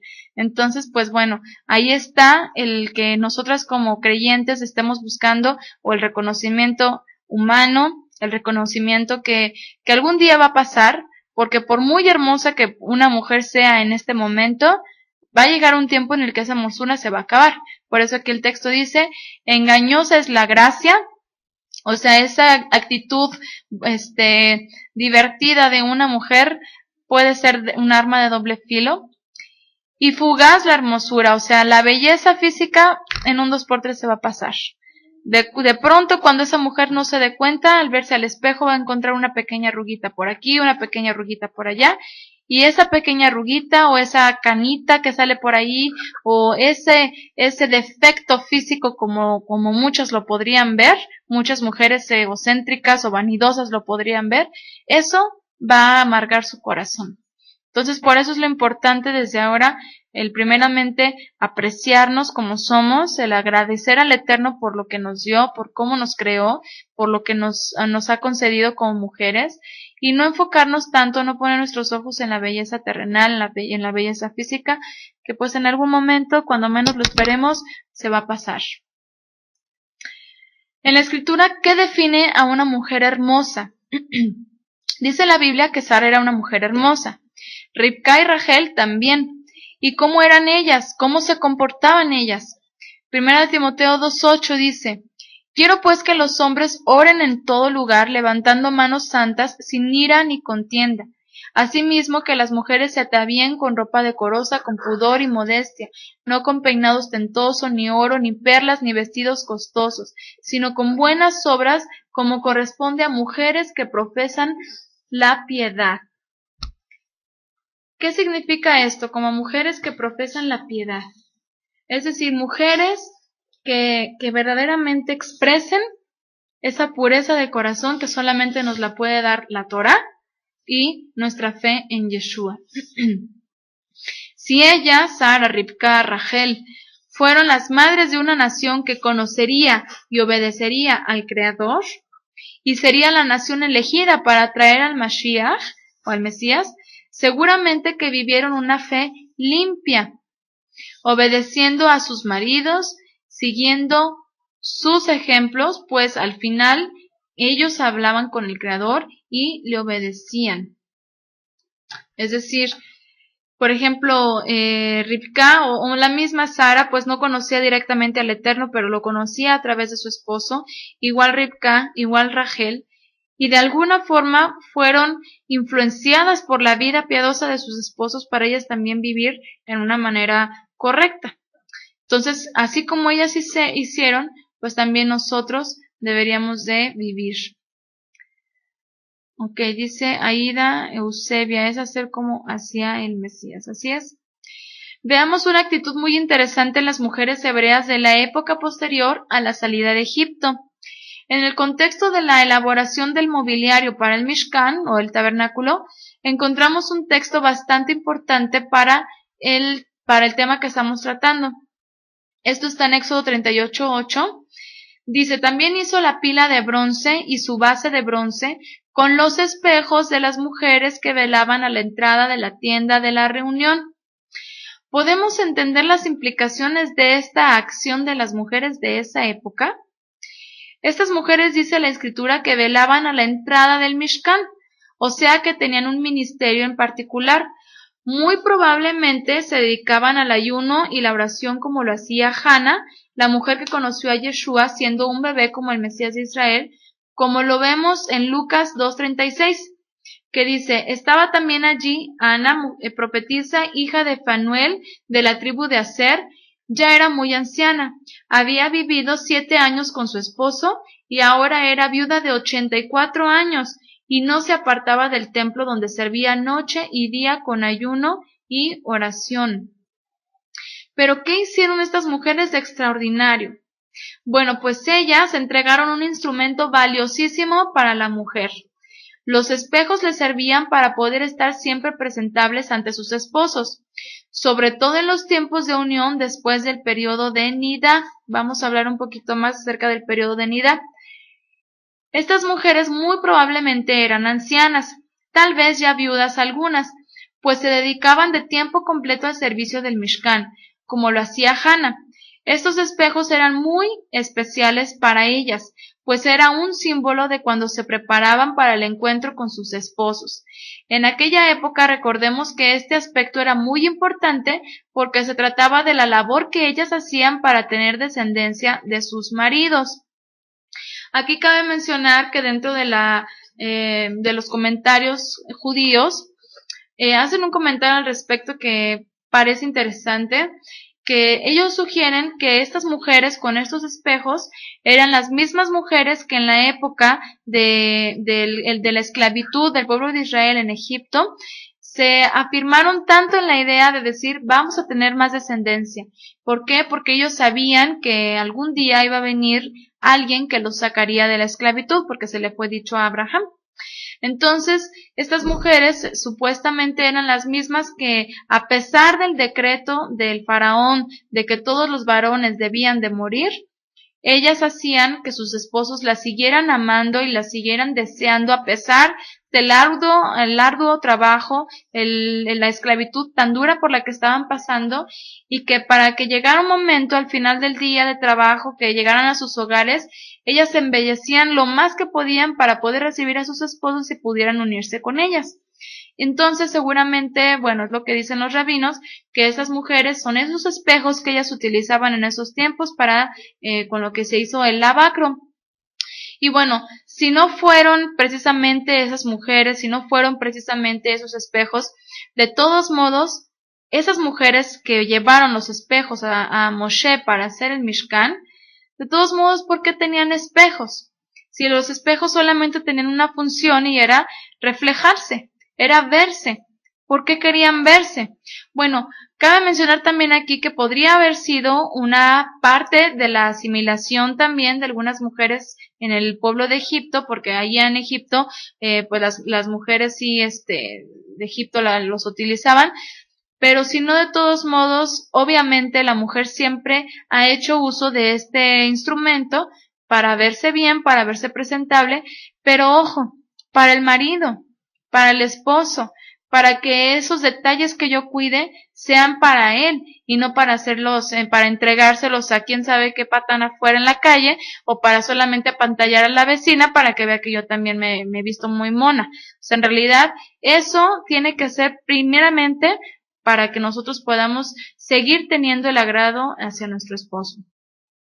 Este artículo tan valioso fue entregado como una ofrenda y como un simbolismo de que estas mujeres estaban renunciando a sí mismas para servir con todo su ser al Creador. Qué importante es esto porque, ¿qué fue lo que hicieron estas mujeres? No nada más esto, o sea, no nada más dijeron, bueno, pues aquí te traigo, mira, aquí tengo unos espejos de bronce, con esos puedes hacer el lavacro.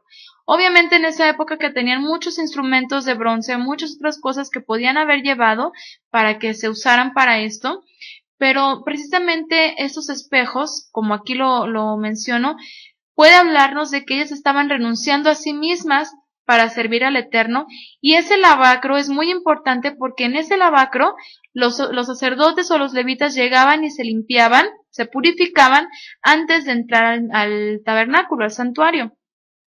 Esto es muy hermoso porque vemos que si el lavacro fue hecho con espejos de mujeres que en algún momento los usaron para embellecerse, su físico, su rostro, su externo, su ser externo, ahora en el Mishkan estaban siendo usados para purificar a personas tan especiales como eran los levitas, para presentarse no hermosos físicamente o no bellos físicamente, sino con un alma pura delante del Eterno para su servicio. Entonces a mí me llamó muchísimo la atención este texto y espero que podamos verlo con el valor que tiene porque aquí nos está hablando precisamente de que nosotras como mujeres no tenemos que estar poniendo nuestros ojos nada más en nosotras, en cómo me veo, cómo me siento, sino buscar primeramente la pureza de nuestro hogar, de nuestra familia, el que no importe tanto cómo me arreglé hoy, pero que importe más el que yo pueda aportar algo de santidad a mi casa, a mi esposo, a mis hijos. Dice la historia que las mujeres egipcias acostumbraban a llevar espejos a sus templos, pues muchas fungían como sacerdotisas, y se cree que Moshe quería evitar que las hebreas las imitaran. Pero en realidad vemos una actitud completamente entregada de estas mujeres, pues al servir en el Mishkan seguramente fueron ellas las que por su propia voluntad desearon llevar sus espejos como una ofrenda. Además de este aspecto tan interesante que vemos, podemos encontrar una enseñanza muy práctica para la vida matrimonial.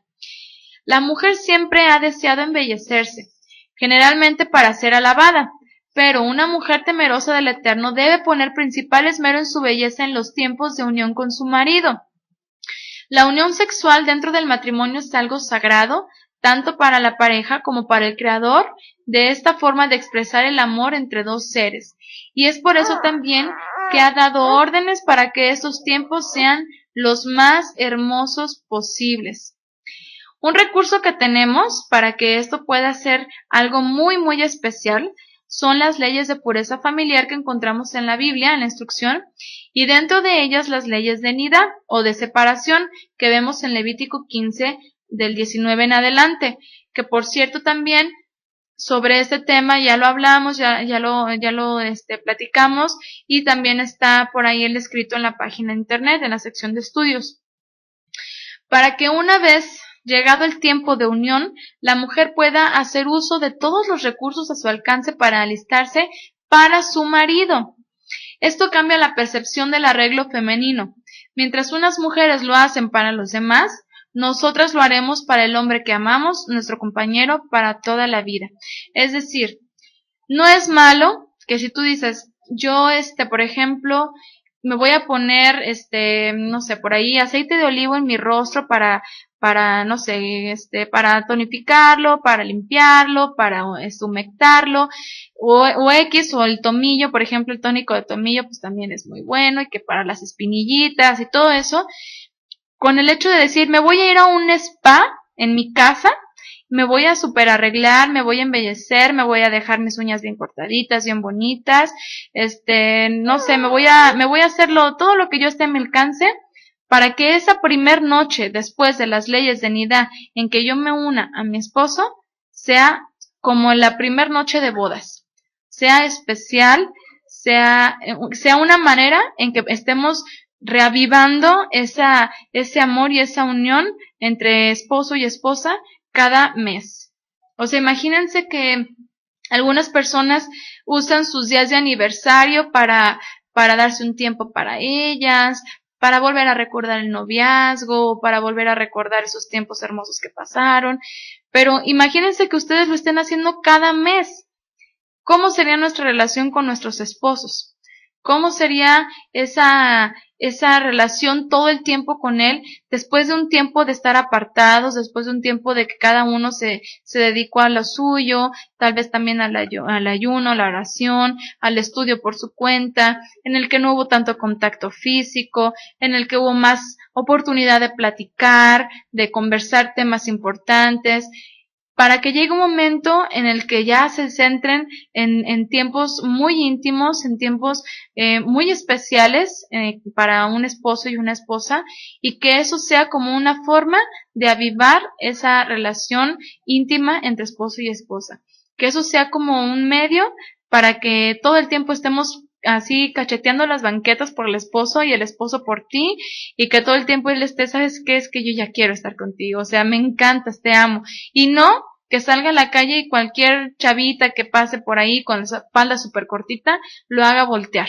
O sea, simplemente a lo que yo quiero concluir con todo esto es, no es malo que tú te arregles, no es malo que tú quieras, por ejemplo, no vamos a salir a la calle con un mega chorcito, ¿verdad? Así chiquitito, pues no, o sea, no vamos a salir a llamar la atención allá a la calle. Póntelo en tu casa, que te vea tu esposo, pues que te vea tu esposo, ¿no? Pero no lo vayas a hacer en tiempos en que no te pueda tocar, o sea, hazlo en tiempos en que él pueda llegar y abrazarte y besarte y todo lo que quiera, o sea, es para tu esposo. ¿Qué dice la escritura con respecto al matrimonio? Dice Rab Shaul que el cuerpo del hombre ya no le pertenece a él, sino a su esposa, que el cuerpo de la esposa ya no le pertenece a ella, sino a él. Y si el esposo quiere abrazarte y besarte y tenerte con él el tiempo que sea, pues obviamente eres de él. Y tú te puedes arreglar y embellecer para que él te disfrute, está excelente.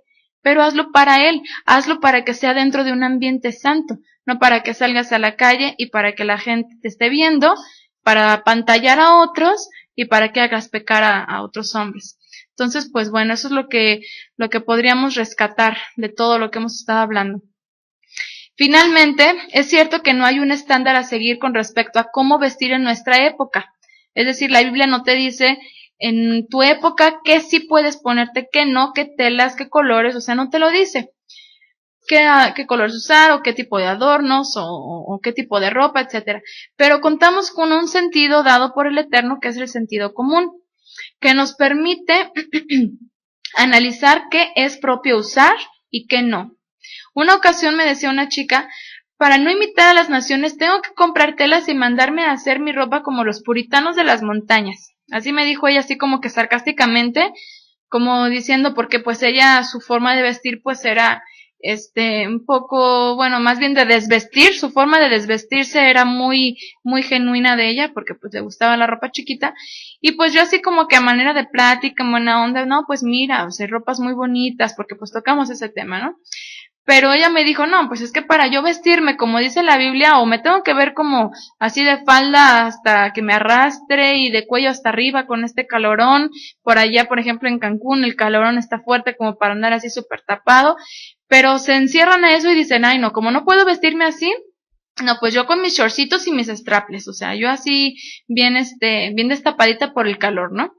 Pero en realidad, bueno, yo le comentaba, eso sería bueno, sería muy bueno, la verdad, que cada una de nosotras pudiéramos tener el tiempo para que nos hiciéramos nuestra propia ropa con conocimientos y con recursos, para que si yo me quiero hacer una falda así, bonita, bueno, me la hiciera, o si yo me quiero hacer un pantalón muy bonito, así recto, holgado, pues yo me lo hiciera.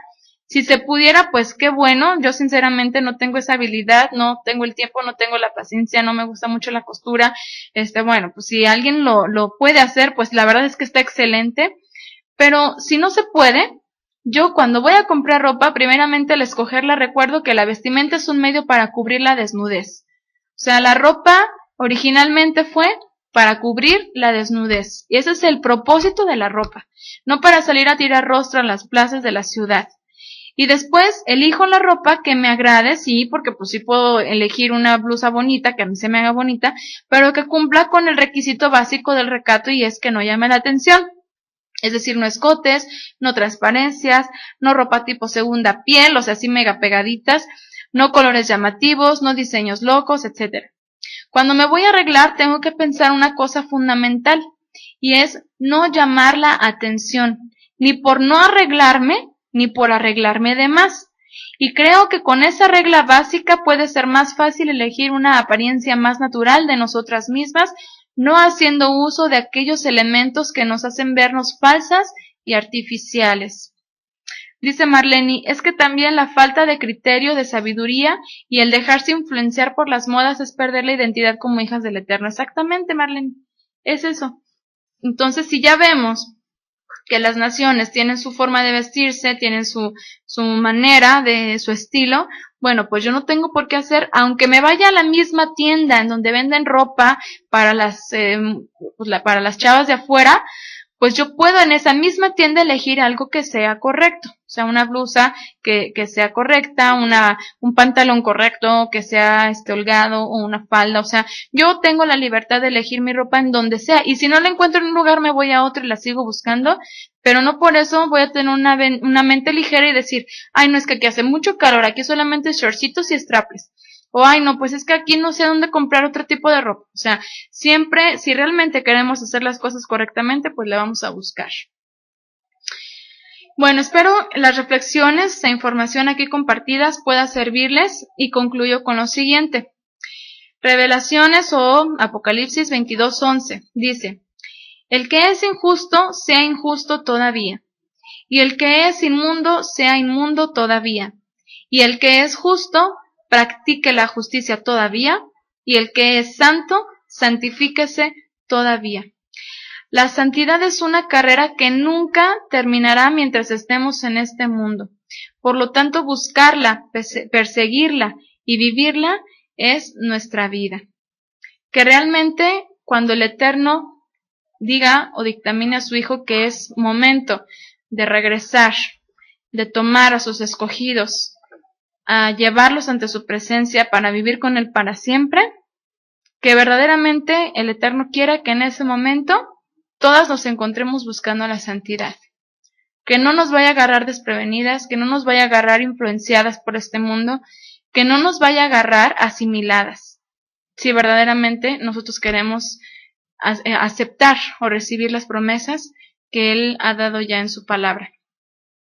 Y bueno, pues entonces con esto concluimos. Les agradezco muchísimo que me hayan acompañado en esta noche. Espero que toda esta información, si consideran que es prudente, que es una información que tenga algo que ser rescatado, bueno, pues la podamos seguir compartiendo, porque creo que vivimos en un mundo de cabeza, donde a lo bueno le llaman malo, a lo malo le llaman bueno.